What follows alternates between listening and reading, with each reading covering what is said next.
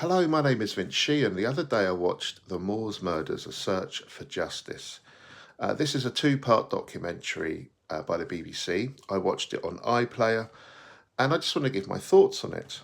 Now, what's it about? Well, of course, it's about the Moors Murders, and if you don't know what they were five horrific killings of children in the early to mid 1960s by serial killers Ian Brady and Myra Hindley. They were convicted of these crimes and sent to jail where they died.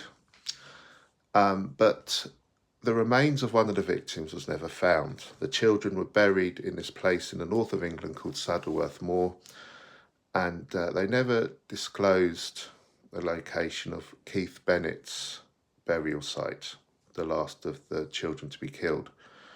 And apparently it was an act of cruelty and control on Brady's and Hindley's part, even despite being imprisoned for their crimes, to have that degree of control over the families. It's incredibly sick and twisted, of course.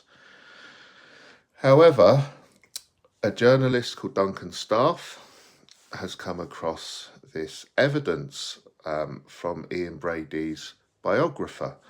Hours and hours of tapes with Brady, as well as loads of records from the police, which people thought were destroyed, photographs, which Brady himself took, and he suspects that he might be able to piece something together with the help of experts Martin Slevin and John Hunter.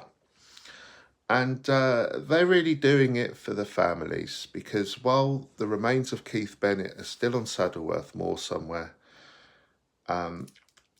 there's this kind of open wound for all those connected to Keith Bennett's family, indeed the families of the other victims as well. And it's about putting this case to rest once and for all. So fair play to Duncan's staff and the other experts.